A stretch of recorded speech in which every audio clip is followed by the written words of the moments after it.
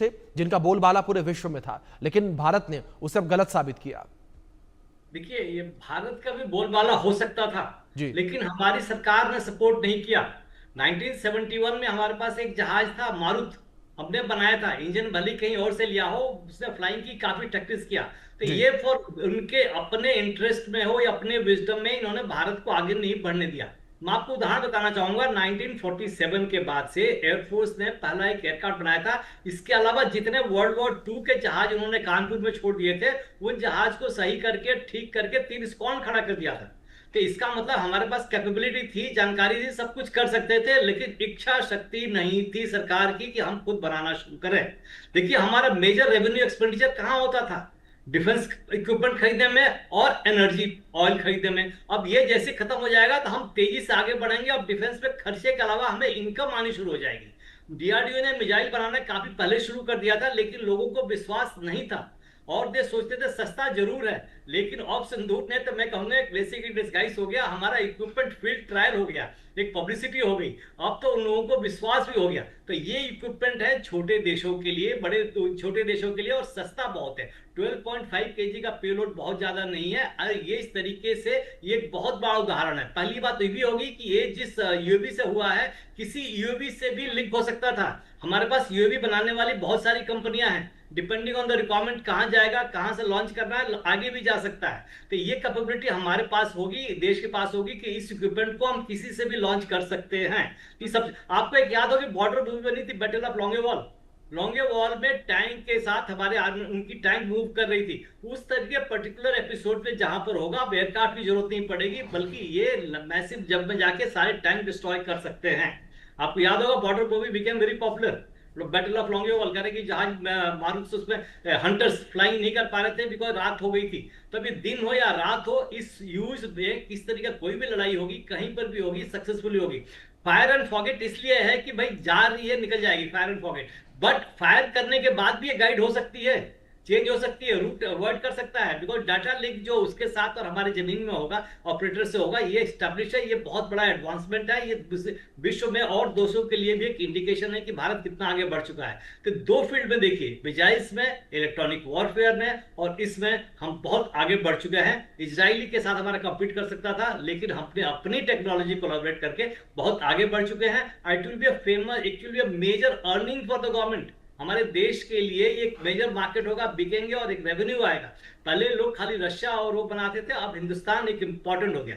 जी हिंदुस्तान ने टाइम लिया है, लेकिन समय के साथ बढ़ा है। चाइना के साथ जैसा नहीं किया। चाइना ने जो भी किया वो रिवर्स इंजीनियरिंग करके लिया है। जैसे मिग 21 को, मिग 19 को अपना J3 J5 बनाने की कोशिश की वो, लेकिन हमारा जो है टोटल आत्मनिर्भर अपने बल से बना है, आगे बढ़ा है। और इसको जैसा माथुर साहब बता रहे थे कि इसका कांस्टेंट मॉडिफिकेशन चलते रहेगा। जहां भी कमी होगी उसको अगले वर्जन में, we don't have to wait कि जो आ गया हम उसी को कंबाइन करेंगे। तो जी ये सबसे बड़ा एडवांटेज होगा, और भारत की एक शक्ति दूसरों के लिए मजबूत होगी। और देखिए, अभी देखिए, जैसे हाँ वॉर शुरू हो गया कंबोडिया और थाईलैंड में, इस तरह के थोड़े बहुत रिफ्ट होते रहेंगे। तो फॉर इन देशों को अपनी शिक्षा मजबूत करने के लिए, इन देशों के लिए ये सब इक्विपमेंट बहुत ही इंपॉर्टेंट होंगे। और भारत, मैं श्योर हूँ, एक्सपोर्ट करने में भी कैपेबल होगा, और बिल्कुल काफी पैसे, काफी अर्निंग हमारी होगी। और हमारी आर्थिक स्थिति जो प्लान है, उससे पहले हम अचीव कर सकते हैं। बिल्कुल सर।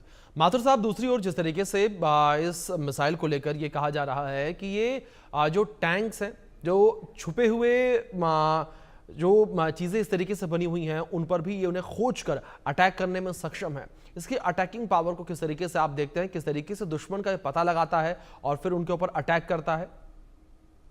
देखिए, यही मैं आपको बता रहा था। जी आपके दर्शकों को पता होना चाहिए कि जो भी हम इस प्रकार का ammunition, fire and forget ammunition होता है, वो जी किसी ना किसी नेविगेशनल टेक्निक के ऊपर आधारित होता है। इसमें जो हमने टेक्निक लगाई है, वो अभी अभी थोड़ी देर पहले हमने उसकी बात की, IR है।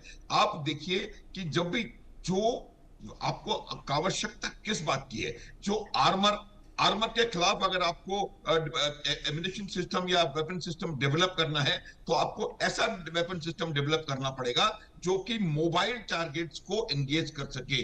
आर्मर कभी भी खड़ा होकर के, यानी कि दुश्मन के जो शत्रु के टैंक्स हैं वो खड़े होकर के लड़ाई नहीं लड़ते हैं। शत्रु के टैंक्स जो हैं वो हमेशा मूवमेंट में रहते हैं। और इस मिसाइल की खासियत ये है कि ये एक मोबाइल टारगेट को बहुत आसानी से और बहुत सक्षमता से उसको लॉक करके और उसके ऊपर हमला कर सकती है। और फायर एंड फॉरगेट का अर्थ ही ये होता है कि आपने उसको एक बार उसको बता दिया और एक बार उसने उसको अपने आप को अपने टारगेट के ऊपर लॉक कर लिया, उसके बाद वो लगातार उस टारगेट को देखते मॉनिटर करेगी और इवेंचुअली जाकर के उस टारगेट को डिस्ट्रॉय कर देगी। दो चीजें इसमें और उन्नत तरीके से जो हमने बात कर रहे हो आई है कि एक तो इसकी रफ्तार, डबल जो प्रोपल्शन सिस्टम की आप बात कर रहे हैं, वो डबल प्रोपल्शन यूनिट से इसकी स्पीड बढ़ी है। स्पीड बढ़ने से क्या होता है कि आप अगर थोड़े कम डिस्टेंस से भी फायर कर रहे हैं लेकिन आपके म्यूनिशन की स्पीड ज्यादा है तो वो बहुत कम समय में जाकर के उसके ऊपर अपना अटैक करके और उसको डिस्ट्रॉय कर सकता है। ये एक बहुत बड़ी चीज है। और ये कम पेलोड, हल्का पेलोड होने की वजह से ये किसी भी यूएवी में से, ये क्या होता है कि कभी कभी आपके पास ऐसे एम्यूनिशंस होते हैं जो कि किसी एक स्पेसिफिक प्लेटफॉर्म से ही फायर किए जा सकते हैं। इसको चूंकि इस प्रकार से उसको तैयार किया गया है, वो किसी भी हमारे पास जिस प्रकार के ड्रोन्स हैं उन तमाम ड्रोन से, या यूएवी कहिए आप उनको, क्योंकि यूएवी कहा जा रहा है, उन यूएवी से इस मिसाइल को फायर किया जा सकता है। ये एक बहुत ही अपग्रेडेड किस्म का फायर एंड फॉरगेट मिसाइल है। और जो मिसाइल इफेक्टिवली मूविंग टारगेट के ऊपर लॉक करके और उसको डिस्ट्रॉय कर सकता है, वही आवश्यकता है। क्योंकि आज का जो पहली बात तो जो वॉरफेयर है वो नॉन कॉन्टैक्ट वॉरफेयर होता है प्राइमरीली, तो उसमें ये बहुत कामयाब है। और दूसरा मोबाइल मनूवर वॉरफेयर है।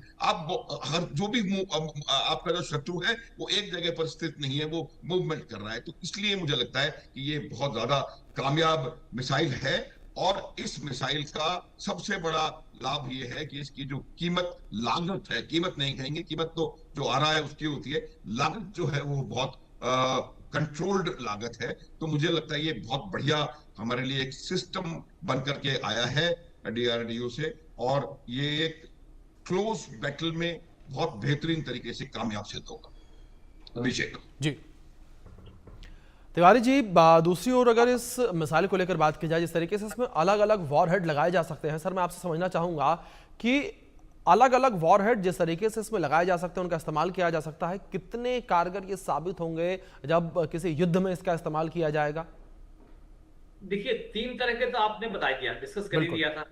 एक तो अपना मान लीजिए टैंक्स पर या फास्ट मूविंग व्हीकल्स पर, दूसरा बंकर्स पर, तीसरा फ्रेगमेंटेशन जो एरिया में फैलेगा। ये तो पॉजिटिव है। लेकिन कई तरह के अलग भी पेलोड्स होंगे जो किस टारगेट को डिस्ट्रॉय करना है, क्या एम है, वो चेंज किया जा सकता है। ये एक एडेड एडवांटेज है, दैट ब्रिंग्स अप फ्लेक्सिबिलिटी देता है कि आपको क्या डिस्ट्रॉय करना है।